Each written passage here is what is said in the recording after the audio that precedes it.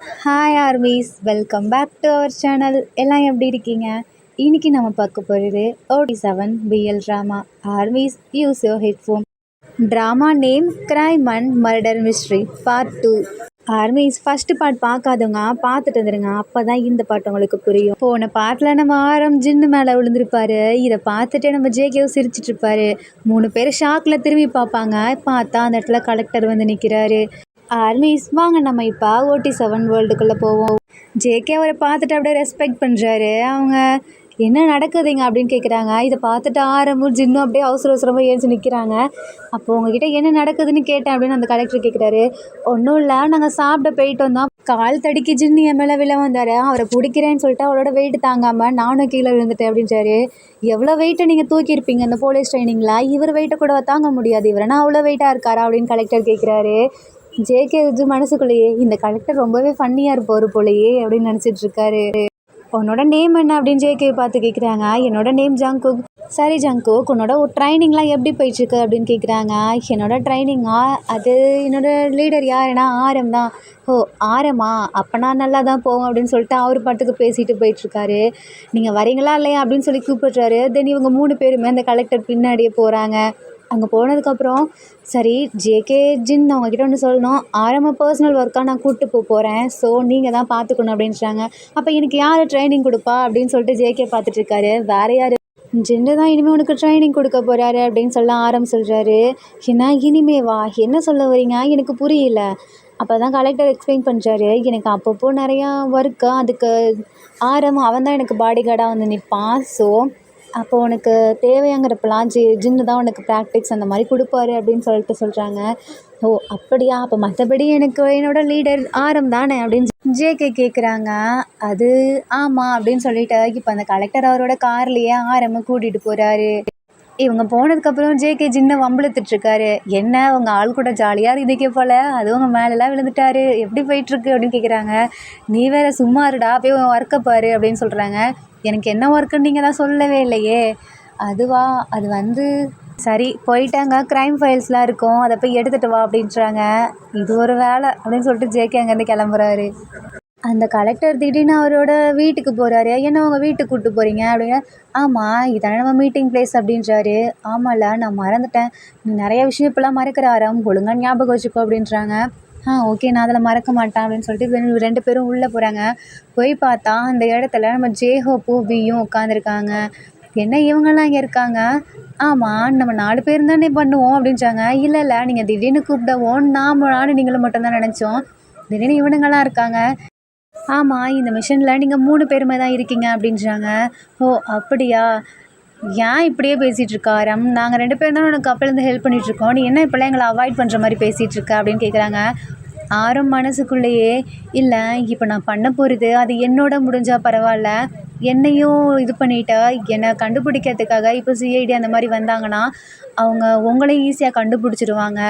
இதெல்லாம் நடக்கக்கூடாது. ஏதாவது ஒரு தப்புனா அது என் மேலே மட்டுமே விழுந்துட்டு போயிடணும்னு நான் நினைக்கிறேன், உங்களை இதில் மாட்டி விடக்கூடாதுன்னு நான் நினைக்கிறேன், அதனால தான் அப்படின்னு ஆரம் பேசிகிட்டு இருக்காரு மனசுக்குள்ளேயே. தென் இவங்க 2 பேரும் அப்படியே கோச்சிட்டு நிற்கிறாங்க. அது அந்த கலெக்டர் பார்த்துட்டு, உங்களுக்கு தெரியாதா ஆரம்பை பற்றி, அவர் சின்ன வயசுலேருந்து இவங்க கூட தானே இருக்கார், அவர் எது பண்ணாலும் அவங்க நல்லதுக்கு தான் பண்ணுவார், அதனால தான் அப்படி பண்ணியிருப்பாருன்னு சொல்லவும் கரெக்டாக ஜேஹோப் அண்டர்ஸ்டாண்ட் பண்ணிக்கிறாரு. இவன் அப்போலேருந்தே இப்படி தான், எங்களுக்கு இப்போது ஒரு ப்ராப்ளம் வந்துச்சுன்னா அதை எங்கள் 2 பேர்த்தையும் விளக்க தான் நினப்பான், அந்த ப்ராப்ளமில் அவன் மட்டும் இருந்துட்டு அவனே பார்த்துட்டு போயணும்னு நினப்பான், அவன் எங்களை ப்ரொடெக்ட் பண்ண நினைக்கிறான், பட் நாங்கள் அவனை ப்ரொடெக்ட் பண்ணணும்னு நினப்போம்ல, அது மாதிரி தான் ஆரம். தயவு செஞ்சு இனிமேல் நம்ம 3 பேரும் எதுக்காக இருந்தாலும் ஒன்றா தான் இருப்போம். இதோ இப்போ நம்ம கலெக்டர் நம்ம கூட சேர்ந்துக்கிட்டார்ல.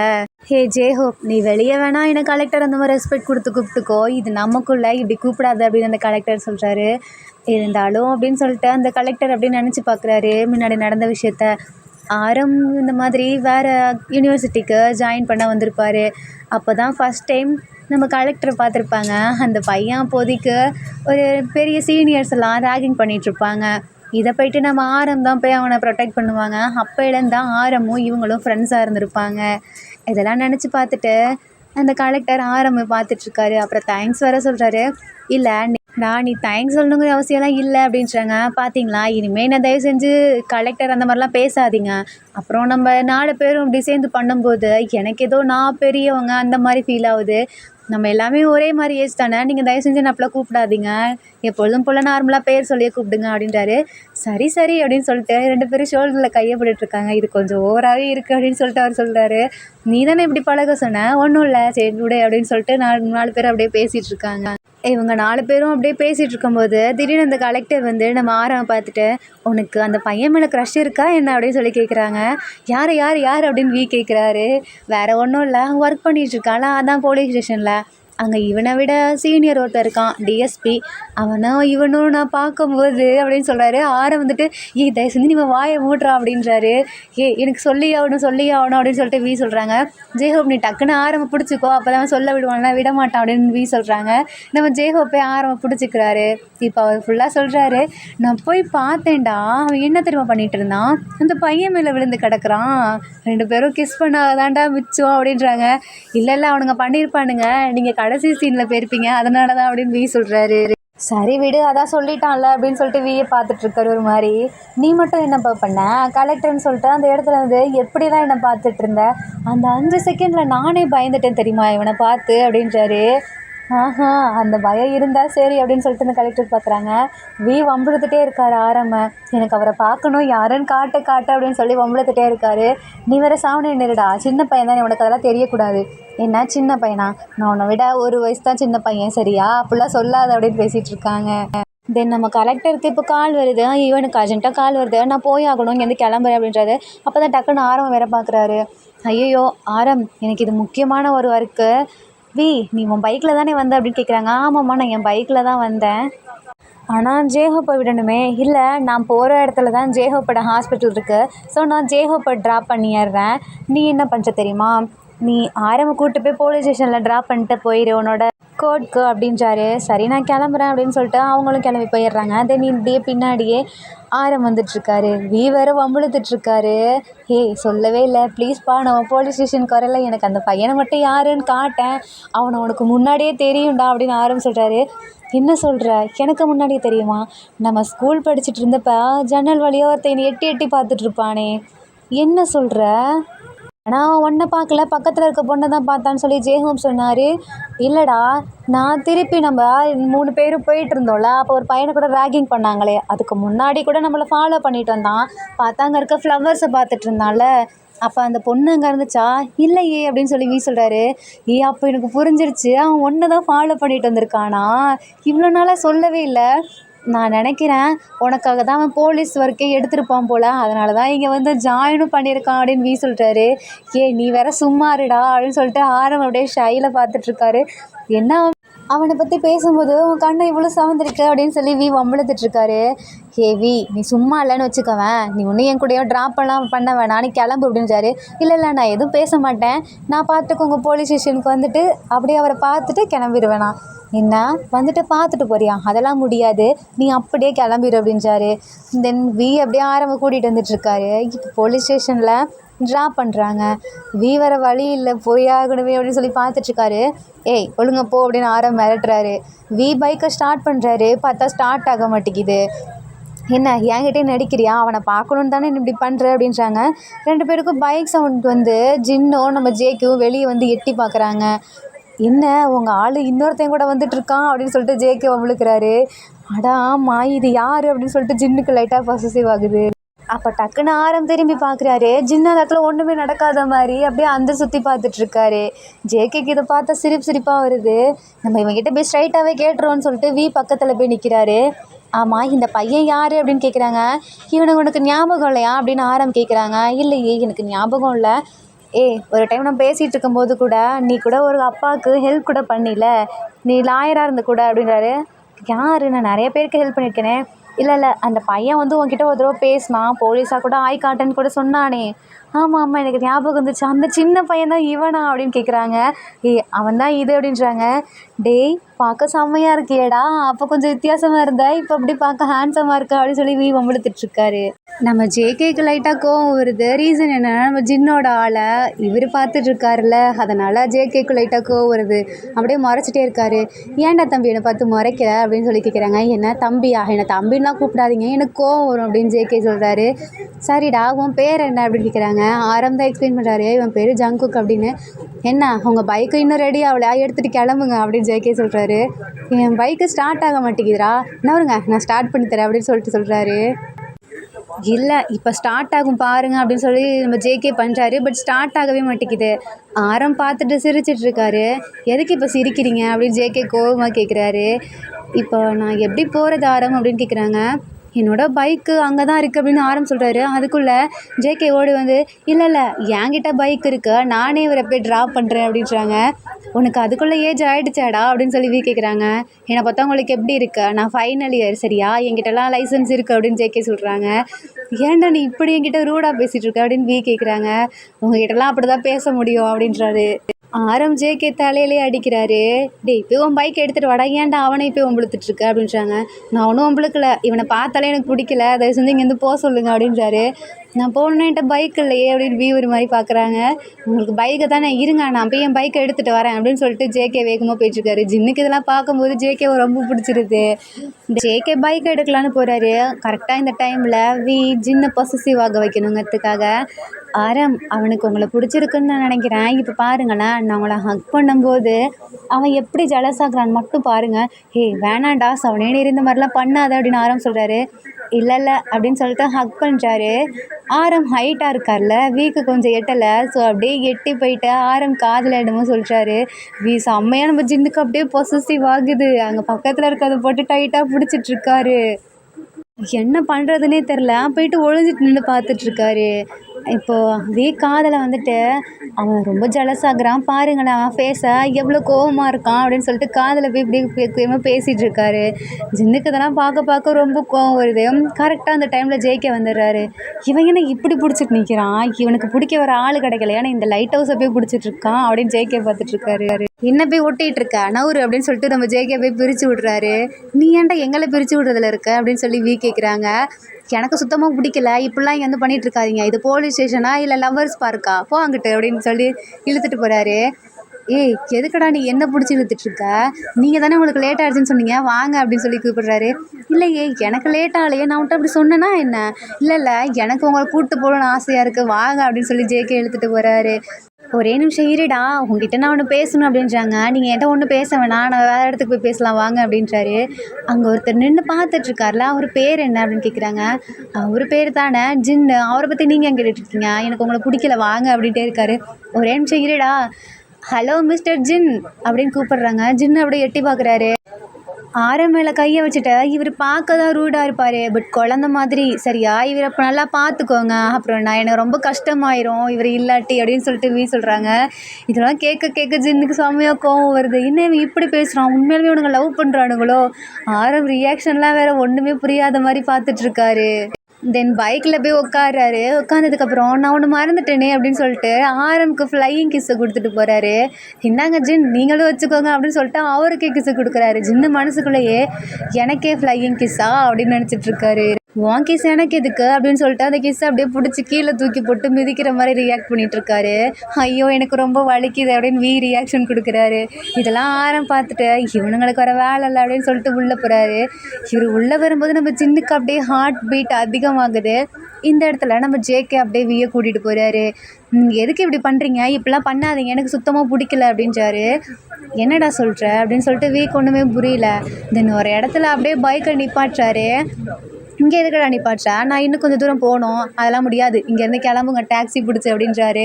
நீ ஏன் இப்போ என் மேலே இவ்வளோ கோவமாக இருக்க சொல்லு அப்படின்னு கேட்குறாங்க.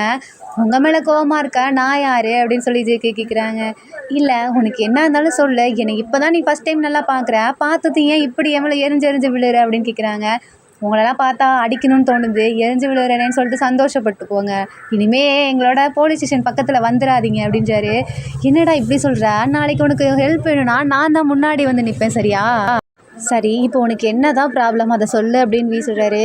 நானே அவங்க 2 பேர்த்தையும் சேர்த்து வைக்கணும்னு பார்த்துட்ருக்கேன், நீ என்ன வந்தோடனே பிரித்து விட்ற வேலை பார்க்குறியா, இங்கே பாரு உனக்கு அவனை பிடிச்சிருக்கோ இல்லையோ, யாரடா சொல்கிற, அதான் அந்த லைட் ஹவுஸை பிடிச்சிருக்கோ இல்லையோ, அவனெல்லாம் இனிமேல் பார்க்க வராத, பின்னாடி வரவே கூடாது, போலீஸ் ஸ்டேஷனுக்கு நீ வரக்கூடாது, ஆனால் அதுவும் அந்த லைட் ஹவுஸை பார்க்கறதுனா சுத்தமாக வரக்கூடாது அப்படின்னு ஜேகே சொல்கிறாரு. எவ்வளோ தைரியம் தான் நீ ஆரம்புக்கு லைட் ஹவுஸ்ன்னு பேர் வைப்பா, இரு நான் சொல்கிறேன்னு சொல்லிட்டு ஃபோன் எடுக்கிறாரு.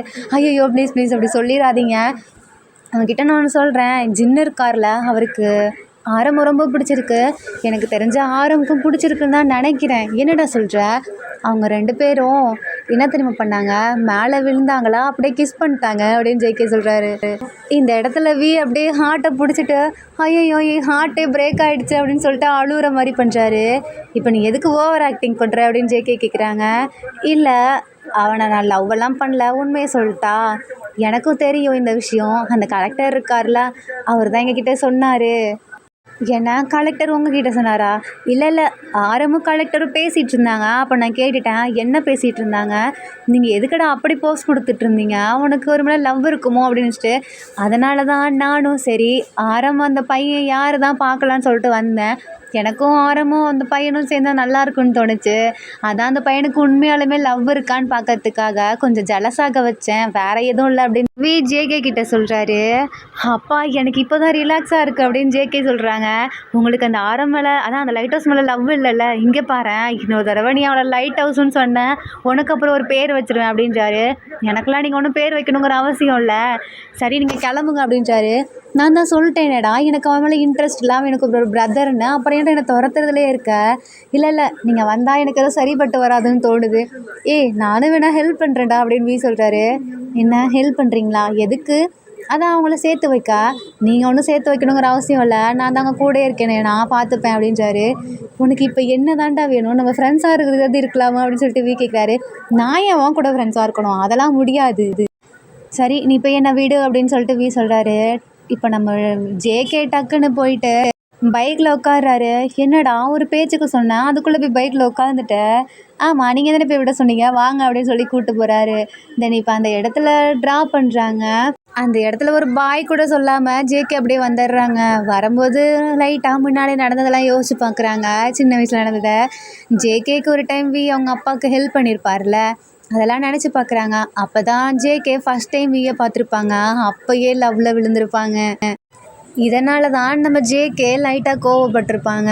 தென் மனசுக்குள்ளே நினைக்கிறாரு, எனக்கு உன்னை ரொம்ப பிடிக்கும், உன்னை பார்த்த உடனே எனக்கு தெரிஞ்சிருச்சு நீ யாருன்னு சொல்லி. நான் வெளியே ஓடி வந்ததுக்கு ரீசனும் உன்னை பார்த்து தேங்க்ஸ் சொல்லிட்டு உன்னை பேசலான் தான். ஆனால் நீ வந்த உடனே அந்த ஆரம்பை போய் ஹக் பண்ணி கிஸ் பண்ணலை, எனக்கு அவனுக்கு கோவம் வந்துச்சு. நான் உன்னை தடவை பார்க்கும்போது எனக்கு ஹாப்பியாக இருந்துச்சு, பட் நீ இப்படி பண்ணும்போது எனக்கு செம்மையாக கோவம் வந்துச்சு. அதனால தான் கிட்டேருந்து ஒன்று பிரிக்கணுன்றதுக்காக கூப்பிட்டு வந்தேன். பட் நீ என்ன நினச்சிருப்ப, ஜின்னையும் ஆரம்பையும் உன்கிட்ட இருந்து பிரிக்கணும் தான் நினச்சிருப்ப. உண்மையாலுமே எனக்கு ஒன்று ரொம்ப பிடிச்சிருக்கு ஐ லவ் யூ அப்படின்னு சொல்லிட்டு மனசுலேயே நினச்சிட்டு வந்துட்டுருக்காரு. பட் நான் அவன்கிட்ட ப்ராமிஸ் பண்ணியிருக்கேன், ஞாபகம் இருக்கா? நான் ஒரு போலீஸ் ஆனதுக்கப்புறம் அவனை வந்து பார்க்குறேன்னு சொல்லி. பட் நான் இப்போவே பார்த்துட்டேன்ல, நான் போலீஸ் ஆனதுக்கப்புறம் தான் என்னோடய லவ்வை உன்கிட்ட சொல்ல போகிறேன் அப்படின்னு ஜேகே நினச்சிட்ருக்காரு. அதனால தான் நான் இப்போ கூட உன்னை அவாய்ட் பண்ணுற மாதிரி பேசிகிட்ருக்கேன் அப்படின்னு சொல்லிட்டு ஜேகே அப்படியே முன்னாடி நடந்ததெல்லாம் நினச்சி பார்த்துட்டு அப்படியே ஃபீல் பண்ணிட்டு வந்துட்டுருக்காரு. அது நம்ம வேறு ரொம்ப நாள் கழித்து பார்த்துருக்காரா, சந்தோஷம் வேறு. அப்படியே ரவுண்ட் அடிச்சுட்டு லேட்டாக போகிறாரு போலீஸ் ஸ்டேஷனுக்கு. தென் இந்த இடத்துல ஆரம் அப்படியே மறைச்சிட்டு நின்றுட்டுருக்காரு. ஜேகே போய்ட்டு ஐயோ என்னாச்சு அப்படின்னு கேட்குறாங்க. எங்கே போயிட்டு சுற்றிட்டு வர, எதுக்கு இவ்வளோ லேட்டாக வர அப்படின்னு ஆரம் கேட்குறாங்க. அது உன்னை ஏன் பொறுப்பில் விட்டு போயிருக்காங்க, நீ இப்படி தான் லேட்டாக வருவியா அப்படின்னு சொல்லிட்டு ஆரம் திட்டிகிட்ருக்காரு. என்னை மன்னிச்சிருங்க, இனிமேல் இந்த மாதிரி லேட் ஆக்க மாட்டேன். ஆரம் பேசிகிட்டே இருக்காரு. இதெல்லாம் கவனிக்காமல் அட நீங்கள் வேற தள்ளுங்க அப்படின்னு சொல்லிட்டு தள்ளிட்டு போகிறாரு. இவனுக்கு எவ்வளோ கொழுப்பு பாரு, என்னவே தள்ளிட்டு போகிறான் அப்படின்னு சொல்லிட்டு ஆரம் நின்றுட்டுருக்காரு. தென் இப்போ நம்ம ஜேகே உள்ளே போகிறாங்க. அங்கே போய் பார்த்தா அந்த சாப்பாடை வேகமாக தின்னுட்ருக்காரு. ஜேகே அப்படியே டான்ஸ் ஆடிட்டு உள்ளே வந்துட்டுருக்காரு. நீங்கள் ஏன் இவ்வளோ வேகமாக தின்னுட்ருக்கீங்க, பொறுமையாக சாப்பிடுங்க, அப்புறம் உங்களுக்கு விக்கிக்க போகுது அப்படின்றாரு. எனக்கு அதெல்லாம் ஒன்றும் ஆகாது அப்படின்னு சொல்லிட்டு ஜின்னு வேகமாக தின்னுட்ருக்காரு. என்ன உங்கள் ஆள் வாங்கி கொடுத்ததுங்கவும் இவ்வளோ வேகமாக சாப்பிட்டுட்ருக்கீங்களா, ஏன் இப்போ சாப்பிட்றீங்க இவ்வளோ நேரம் கழிச்சு? வேறு ஒன்றும் இல்லை அப்படின்னு சொல்லிட்டு கோவமாக பேசிகிட்ருக்காரு. நீங்கள் ஏன் இவ்வளோ கோவமாக இருக்கீங்க என்கிட்ட சொல்லுங்கள். அதான் ஒருத்தன் வந்தானே கண்ணாடி போட்டு ஒயிட் ஷர்ட்டில், அவனை பார்த்தாலே எனக்கு கோவமாக வருதுடா. என் கண்ணு முன்னாடியே இந்த ஆரம்புக்கு தெரியும்ல அவன் மேலே எனக்கு க்ரஷ் இருக்குதுன்னு சொல்லிட்டு, அவன் கூட அவாய்ட் பண்ணாமல் நின்றுட்டுருக்கான். வந்த உடனே ஹக் பண்ணுறான். ஏன் அவனுங்களுக்கு ஹக் பண்ண வேறு இடம் கிடைக்கலையா? என் முன்னாடி வந்து ஹக் பண்ணுறான்டா. பண்ணது மட்டும் இல்லாமல் என்னை பற்றி காதில் போய் என்னமோ சொல்கிறான். சரி சொல்லிட்டு போயிடுவான்னு பார்த்தா பின்னாடி திரும்பி ஃப்ளையிங் கிஸ் வேறு கொடுக்குறான். எனக்கு எவ்வளோ கோவமாக வருது தெரியுமா அப்படின்னு சொல்லிட்டு சின்ன கடகடன்னு பேசிகிட்ருக்காரு. இங்கே பாரு, அவனுக்கு ஃப்ளையிங் கிஸ் கொடுக்கறது இல்லாம திரும்பி எனக்கு வேற கொடுத்துட்டு போகிறான்டா. அவனை பார்த்தா சரியில்லைடா, அவன் கண்ணே ஒரு மாதிரி இருக்குடா. எனக்கு என்னமோ அவனை பார்த்தா ப்ளே பாய் மாதிரி தெரியுது. ஆரம் பேசாமல் அவன் லவ்வில் விழுந்துட போகிறான். நான் எப்படியாவது ஆரம்பை ப்ரொடெக்ட் பண்ணணும்டா, எனக்கு பயமாக இருக்குது அப்படின்னு சொல்லிட்டு கடன் பேசிகிட்டு இருக்காரு. ஐயோ கொஞ்சம் ரிலாக்ஸ் ஆகுங்க ஆகுங்க அப்படின்னு சொல்லிட்டு நம்ம ஜேகே தேத்திட்டு இருக்காரு. எதுக்கடா அப்போ நீ ரிலாக்ஸாக இருக்க சொல்கிற? அவன் ஒரு ப்ளே பாய் அப்படின்னு வார்த்தைக்கு வார்த்தை சொல்லிட்டு இருக்காரு. இதை பார்த்து நம்ம ஜேகே கோவம் வருது. வந்த கோவத்தில் ஜின்னு தலையிலேயே ஒரு அடி வைக்கிறாரு.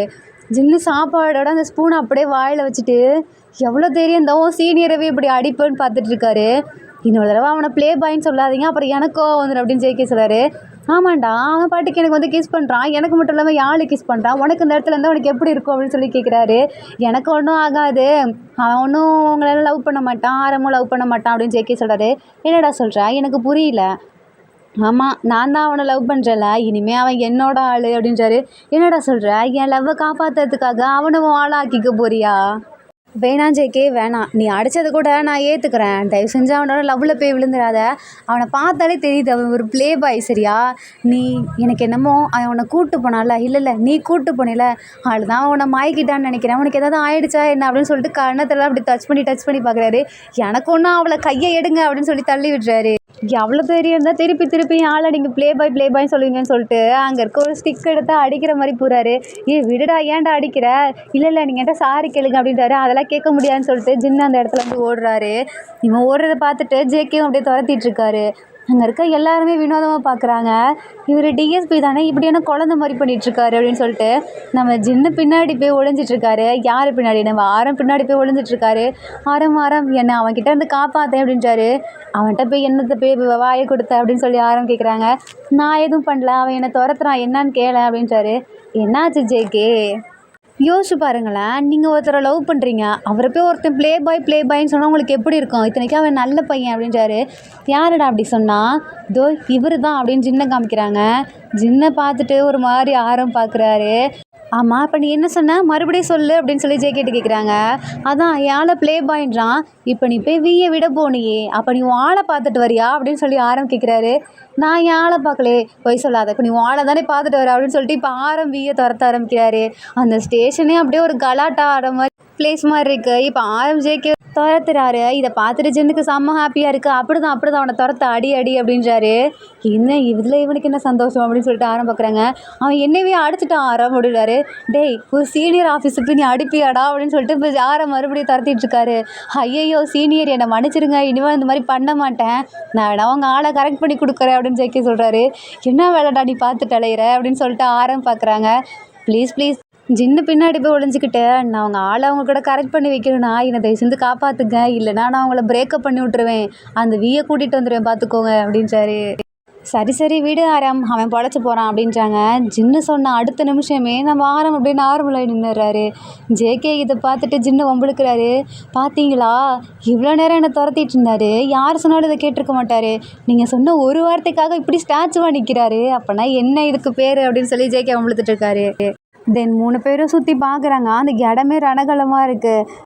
இதை ஜின்னு பார்த்துட்டு இந்த இடத்த எப்படி பண்ணி வச்சுருக்கீங்க, ஒழுங்காக நீங்கள் எதாவது க்ளீன் பண்ணணும் அப்படின்றாரு. என்ன எங்களை சொல்கிறீங்க, இங்கே கேமரா இருக்குல்ல, இதை நாங்கள் எடுத்து கொடுத்துருவோம் அப்படின்னு ஜேகே மிரட்டுறாரு. நீ பார்க்க தாண்டா இப்படி இருக்க, ஆனால் எங்கள் 2 பேர்த்துக்குமே நீ சீனியராக பிரைனும் யூஸ் பண்ணுவோம் போலையே அப்படின்னு சொல்லிட்டு ஜின்னு பார்க்குறாரு. ஆமாம், அப்புறம் போலீஸ்லாம் எப்படியா அப்படின்னு ஜேகே பார்த்துட்ருக்காரு. சரி நீங்களாவது ஹெல்ப் பண்ணுங்க அப்படின்னு சொல்லிட்டு பக்கத்தில் இருக்க போலீஸை பார்த்துட்ருக்காங்க. இல்லை டைம் ஆகிடுச்சு, எங்கள் டியூட்டி டைம் முடிஞ்சிருச்சு, நெக்ஸ்ட் டியூட்டி டைமுக்கு வர போகிறாங்க, சீக்கிரம் க்ளீன் பண்ணுங்க அப்படின்னு சொல்லிட்டு அவங்களாம் எஸ் ஆகிடுறாங்க. இப்போ வேறு வழி இல்லாமல் ஆரம்பம் ஜின்னு தான் எடுத்து வச்சிட்ருக்காங்க. ஜேகே பாய் நான் கிளம்புறேன் அப்படின்றாரு. ஜேகேவோட அந்த ஹுட்டியை பிடிச்சா அப்படியே இழுத்துட்டு தூக்கிட்டு வராரு ஆரம். என்ன எதுக்கு பிடிக்கிறீங்க, விடுங்க அப்படின்னு கத்துறாரு. டேய், நீ தானடா ஃபஸ்ட்டு இந்த வேலையை ஆரம்பித்தா, ஒழுங்காக நீயும் க்ளீன் பண்ணு, இல்லைனா உனக்கு நான் பனிஷ்மெண்ட் கொடுத்துருவேன் அப்படின்றாரு. என்ன பனிஷ்மெண்ட்டா, நீங்கள் பனிஷ்மெண்ட் கொடுத்தா அதெல்லாம் நான் ஏற்றுக்க மாட்டேன் அப்படின்றாரு. நீ ஏற்றுக்கலன்னு வச்சுக்கவேன், நீ இந்த போலீஸ் வேலைக்கே தகுதி இல்லாதவன்னு சொல்லி நான் எழுதி கொடுத்துருவேணா, அப்புறம் நீ எந்த இடத்துக்குமே போக முடியாது, பரவாயில்லையா அப்படின்னு சொல்கிறாரு. என்ன இப்படி பிளாக்மெயில் பண்ணுறீங்க, சார் மட்டும் என்ன பண்ணுறீங்களா அப்படின்றாரு. வேறு வழி இல்லாமல் இப்போ ஜேகே ஆரம் ஜின் இவங்க 3 பேருமே உட்காந்து எல்லாத்தையும் க்ளீன் பண்ணிகிட்ருக்காங்க. தென் இப்போ நம்ம சுகா வீட்டில் காட்டுறாங்க. சுகாவோட பிரதர் அவரோட நோட் புக்கெலாம் வச்சிட்ருக்காரு. ஐயோ எனக்கு நாளைக்கு எக்ஸாமே, நான் அந்த எக்ஸாம் இப்படியே கட் அடிக்கணும், படிக்க வேறு இல்லையேன்னு சொல்லிட்டு புலம்பிகிட்ருக்காரு. டக்குன்னு ஒரு ஐடியா வருது. போயிட்டு அங்கே இருக்க ஃப்ரிட்ஜை ஓப்பன் பண்ணி அதுக்குள்ளே இருக்க ஐஸ் க்யூப்லாம் நிறைய எடுத்து சாப்பிட்டுட்ருக்காரு வேக வேகமாக. தென் போய் கோல்டான வாட்டரில் குளிக்கிறாரு. இப்படியே பண்ணிகிட்டே இருக்கவும் லைட்டாக ஃபீவர் வர மாதிரி ஆரம்பிக்குது. அப்படியே இருமிக்கிட்டே ஜன்னல்லாம் வேறு திறந்துச்சுக்காரு. இருமிக்கிட்டே உட்காந்துருக்காரு. இதை பார்த்துட்டு சுகா என்ன திடீர்னு நம்ம தம்பி ரூம்லேருந்து இரும்புற சவுண்டு கேட்குது அப்படின்னு சொல்லிட்டு வந்து பார்க்குறாரு. பார்த்தா அப்படியே ஃபீவரில் நடுங்கிட்டு உட்காந்துருக்காரு. என்னடா ஆச்சு உனக்கு அப்படின்னு கேட்குறாங்க. எனக்கு தெரில, நான் இருமலாம் வருது, என்னால் முடியல அப்படின்றாங்க. ஐயோ தம்பி நாளைக்கு உனக்கு எக்ஸாம் வேறு இருக்குது, என்னாச்சுன்னு சொல்லிட்டு நம்ம சுகா பதறி போகிறாரு. அண்ணா எனக்கு முடியலண்ணா, ஒரு மாதிரி டயர்டாக இருக்குது, மயக்கிற மாதிரி இருக்குது அப்படின்னு சொல்கிறாரு. சுகா வேறு வழி இல்லாமல் பயத்தில் அப்படியே காரில் தூக்கி போட்டு ஹாஸ்பிட்டலுக்கு போகிறாரு. தென் சுகா உள்ளே போகிறாரு. அங்கே போயிட்டு அந்த தம்பியை வந்து அந்த டாக்டர்கிட்ட கேட்டுறாரு. அந்த டாக்டர் யாருன்னா வேறு யாரும் இல்லை, நம்ம ஜிமினா. அவரை பார்த்துட்டு என்னோட தம்பிக்கு இந்த மாதிரி கோல்டு ஃபீவர் வந்துருச்சு, என்னன்னு பாருங்க அப்படின்றாரு. அப்போ டக்குன்னு அங்கே இருக்க ஒரு பேஷண்ட்க்கு ஏதோ ஆகுது, ஒரே நிமிஷம் இருங்க நான் போய் இன்ஜெக்ஷன் போட்டு வந்துடுறேன் அப்படின்னு சொல்லிட்டு ஜிம்மின் போகிறாரு. இதெல்லாம் நம்ம சுகாவும் வாட்ச் பண்ணிகிட்ருக்காரு. அந்த இன்ஜெக்ஷனை போட்டுட்டு பக்கத்தில் இருக்க நர்ஸ் கிட்ட சொல்கிறாங்க, இவர் பக்கத்தில் யாரையும் வர விடாதீங்க, மற்ற டாக்டர் வந்தால் நீங்கள் சொல்லுங்கள் நான் இன்ஜெக்ஷன் போட்டுட்டேன் அப்படின்னு சொல்கிறாரு ஜிமினா. இதை நம்ம சுகா நல்லா வாட்ச் பண்ணிகிட்ருக்காரு. இப்போ நம்ம தம்பியை வந்து பார்க்கும்போது நீங்கள் கொஞ்சம் வெளியே இருங்க அப்படின்னு சொல்கிறாரு ஜிமினா சுகாவை பார்த்துட்டு. சுகா வெளியே போயிட்டா அந்த பேஷண்ட்டை பார்த்துட்ருக்காரு. அப்படியே அந்த இடத்துல அந்த நர்ஸ் இல்லை, இப்போ பார்த்தா ஒரு டாக்டர் வந்து மறுபடியும் ஊசி போடுறாரு. சுகாவுக்கு ஒரு மாதிரி டவுட்டாக இருக்குது. என்ன இவன் மறுபடியும் வந்து ஊசி போடுறான், இப்போ தானே இவர் சொன்னார் போடக்கூடாதுன்னு சொல்லிட்டு, இந்த நர்ஸ் எங்கே போனாங்க அப்படின்னு சொல்லி பார்த்துட்டுருக்காங்க. பார்த்தா அங்கே இருக்க அந்த பேஷண்ட்க்கு ரொம்ப மூச்சு வாங்குது. வழி இல்லாமல் சுகா ஓடி வந்து டக்குன்னு ஜிமினாவை கூப்பிடுறாங்க. இங்கே பாருங்களேன் இவருக்கு மூச்சு வாங்குது, என்னன்னு பாருங்க அப்படின்றாங்க. நம்ம ஜிமினுக்கு ஒன்றுமே புரியல. இவனுக்கு யாரோ மறுபடியும் ஊசி போட்டிருக்காங்க, எங்கே இங்கே இருந்த நர்ஸ் அப்படின்னு கேட்குறாங்க. நம்ம ஜிமினாவோட டீன் இப்போ உள்ளே வராரு. வந்துட்டு என்னாச்சு இவனுக்கு அப்படின்னு சொல்லி கேட்குறாங்க. யாரோ இவனுக்கு மறுபடியும் இன்னொரு இன்ஜெக்ஷன் போட்டிருக்காங்க. ஜிமினா நான் இவனை உன்னோட பொறுப்பில் தானே விட்டு போனேன், நீ எதுக்கு இப்படி பண்ண அப்படின்னு கேட்குறாங்க. இல்லை நான் வந்துட்டு இந்த மாதிரி பேஷண்ட்டை பார்க்க வந்தேன், நான் நர்ஸ் கிட்ட சொல்லிட்டு தான் போனேன் அப்படின்னு சொல்லிட்டு இவருக்கு என்னாச்சுன்னு தெரில அப்படின்றாங்க. அப்போது வேறு வழி இல்லாமல் அப்படியே ஜிமினா ஒரு மாதிரி பார்த்துட்ருக்காங்க சேடாக. தென் அந்த டீன் வந்துட்டு அந்த பேஷண்ட்டை பார்த்துட்டு அவருக்கு இன்ஜெக்ஷன் டேப்லெட் அந்த மாதிரி போட்டு அவரை கொஞ்சம் நார்மலாக க்யூர் ஆக்கி விட்டுறாரு. இப்போ நம்ம ஜிமினா முன்னாடி வந்துட்டு பயங்கரமாக திட்டிகிட்ருக்காரு. நீலாம் டாக்டர் வேலைக்கு லாகியே இல்லை, உனக்கு நீ படிச்சுட்டு தானே வந்திருக்க, என்ன எப்படி பார்த்துக்கணும் இந்த மாதிரிலாம் உனக்கு சுத்தமாக தெரியாதா அப்படின்னு சொல்லி திட்டிகிட்டு இருக்காரு. ஜிம்மினுக்கு ஒரு மாதிரி கஷ்டமாக இருக்குது. என் மேலே தான் தப்பு அப்படின்னு சொல்லிட்டு சாரி கேட்குறாரு. இந்த இடத்துல சுகாவுக்கு செம்மையாக டென்ஷன் ஆகுது. அங்கே போயிட்டு அந்த டாக்டரை கண்டுபிடி திட்டிகிட்ருக்காரு. இங்கே இருக்கிறதெல்லாம் நான் பார்த்துட்டு தான் இருந்தேன், இங்கே என்ன நடந்துச்சுன்னு சொல்லிட்டு. உங்கள் பின்னாடி ஒரு டாக்டர் இருக்கானே, அவன் தான் அந்த வேலையெல்லாம் பார்த்து விட்டது அப்படின்றாங்க. ஏன் பின்னாடியா, நீங்கள் என்ன பொய்யா ஃபேக் நியூஸ் சொல்லிட்டுருக்கீங்களா அப்படின்னு சொல்லிட்டு அந்த டீன் சொல்கிறாரு. நான் ஒன்றும் ஃபேக்காக சொல்ல, இதை நான் வீடியோ எடுத்து வச்சுருக்கேன் பாருங்கள் அப்படின்னு சொல்லிட்டு சுகா காட்டுறாரு. அந்த வீடியோவை காமிச்சிட்ருக்காரு. பார்த்தா அந்த பக்கத்தில் இருக்கவன் தான் ஜிம்மின் மேலே இருக்க பொறாமையில் இதை போட்டிருப்பான். ஸோ இதை அந்த டாக்டர்லாம் புரிஞ்சுட்டு என்னை மன்னிச்சிருங்க அப்படின்றாங்க. நீங்கள் ஒன்று என்கிட்ட மன்னிப்பு கேட்கணுங்கிற அவசியம் இல்லை, இது அந்த ஜிம்மின் இருக்கார்ல அவர்கிட்ட மன்னிப்பு கேளுங்க அப்படின்றாங்க. அந்த டீன் போய் ஜிமினா கிட்ட மன்னிப்பு கேட்குறாங்க. என்னை மன்னிச்சிருப்பா, உன்னை நான் அப்படி தப்பாக புரிஞ்சுக்கிட்டேன் அப்படின்றாங்க. இல்லை பரவாயில்ல இருக்கட்டும், இனிமேல் நான் தான் கேர்ஃபுல்லாக இருக்கணும் அப்படின்றாங்க. சுகா கிட்ட போய் நம்ம ஜிம்மின் தேங்க்ஸ் பண்ணுறாங்க. அப்புறம் சுகா கிட்ட சொல்கிறாங்க, உங்கள் தம்பி நடிக்கிறான் அப்படின்றாங்க. என்ன சொல்கிறீங்க, அவனுக்கு நாளைக்கு எக்ஸாம் இருக்குல்ல அப்படின்றாங்க. ஆமாம், இந்த ஃபீவர் ஒன்றும் அவனுக்கு நார்மலாக வரல, அவனாக பார்த்துக்கிட்ட வேலை தான் அப்படின்றாங்க. ஜிம்மின் இப்படியே பார்க்குறாங்க. பயந்துட்டு நம்ம தம்பி அப்படியே உண்மையெல்லாம் சொல்லிடுறாங்க. அண்ணா மன்னிச்சிருண்ணா, நான் தான் வேணும்னே கோல்டு வாட்டர்லாம் குளிச்சுட்டு கோல்டு ஐஸ்லாம் சாப்பிட்டு நம்ம சுகா வர முறைச்சிட்ருக்காரு.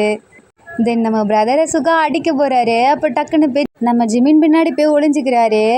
என்ன எதுக்கு இப்படி மாட்டி விட்டீங்க, நான் சொன்னேன்ல அவர்கிட்ட சொல்லாதீங்கன்னு, அவர் என்னை அடிப்பார், நீங்கள் தான் என்னை காப்பாற்றணும், இல்லைனா உங்கள் வீட்டுக்கு நான் வந்துடுவேன் அப்படின்னு சொல்லிட்டு ஜிமினை பிளாக்மெயில் பண்ணுறாரு. ஏய் இங்கே வா அப்படின்னு சொல்லி சுகா மிரட்டுறாரு. பயத்துலேயே இப்போ பின்னாடி நம்ம தம்பி நின்றுட்டுருக்காரு. என்னை மன்னிச்சிட, நான் இனிமேல் இப்படி பண்ண மாட்டேன் அப்படின்றாரு பயத்துலையே. அப்போ ஜிம்மின் பார்த்துட்டு ஸ்மைல் பண்ணிவிட்டு, இல்லை அவனை இந்த தடவை மன்னிச்சு விட்டுருங்க, அவனுக்கு ஏதோ பெரிய எக்ஸாம் போல் விட்டுருங்க அப்படின்றாரு. இல்லை இந்த எக்ஸாமும் இப்படி பண்ணுறானே, நாளைக்கு பின்னாடி இந்த மாதிரி தப்பு பண்ண மாட்டான்னு என்ன நிச்சயம் அப்படின்றாங்க. இப்போ கரெக்டாக அந்த டீன் வந்துட்டு நிறைய வீடியோஸ்லாம் பார்த்துட்ருக்காரு. அதில் பார்த்தா நம்ம சுகாவோட ஃபோட்டோ பாப்புலராக இருக்குது. அப்போ தான் பார்க்குறாங்க நம்ம சுகா டிடெக்டிவ்னே தெரியுது. அவர் வந்து சைன் வாங்குறாரு. நான் அவங்களோட பெரிய ஃபேன், நீங்கள் தானே அந்த டிடெக்டிவ் அப்படின்றாங்க. ஆமாம் நான் தான் டிடெக்டிவ், ஆனால் என்னால் சைன் பண்ண முடியாது அப்படின்னு சுகா சொல்கிறாரு. என்னை மன்னிச்சிருங்க, என் மேலே தான் தப்பு இருக்குது, இங்கே பாருங்களேன், ஒருத்தரை அவர் பார்த்தோன்னே நீங்கள் ஜட்ஜ் பண்ணாதீங்க. யார் மேலே தப்பு இருக்குன்னு சொல்லிட்டு நல்லா முடிவு பண்ணுங்க. அதுக்கப்புறமேட்டுக்கு பேசுங்க. நீங்கள் ஒரு டாக்டர், நீங்கள் வந்து நிறைய பேர்த்தோட உயிரை காப்பாற்றுறீங்க, அது எனக்கு தெரியுது. ஆனால் உங்களில் ஒருத்தரவே நீங்கள் நம்பாமல் இப்படி இருந்தீங்கன்னா என்ன? உங்கள் கூடவே ஒருத்தர் இருந்து உங்களை துரோகம் பண்ண நினைக்கிறாரு, அவரை விட்டுறீங்க. உங்களுக்கு ஒருத்தர் கரெக்டாக இருக்கணும்னு நினைக்கிறாரு, அவரை போய் இப்படி பண்ணுறீங்கல்ல, தயவு செஞ்சு அவரை மன்னிப்பு கேளுங்க. அவர்கிட்ட இனிமேல் இந்த மாதிரி வேலைலாம் வச்சுக்காதீங்க அப்படின்னு சொல்லி சுகா மிரட்டுறாரு. நீங்கள் தான் அந்த ஃபேமஸான டிடெக்டிவா, எனக்கு உங்களை ரொம்ப பிடிக்கும், எனக்கும் சைன் பண்ணி கொடுங்களேன் அப்படின்னு சொல்லி ஜிமினா கேட்குறாங்க. நம்ம சுகா அப்படியே சைன் பண்ணி கொடுக்குறாரு. இப்போ சுகா கையில் ஒரு புக் இருக்கு, அதை காமிச்ச, இந்தாங்க நீங்களே எனக்கு சைன் பண்ணி கொடுங்க அப்படின்னு சொல்லி சுகா கேட்குறாரு. என்கிட்ட எதுக்கு சைன் கேட்குறீங்க? நான் ஒன்றும் அவ்வளோ பெரிய இதெல்லாம் இல்லையே.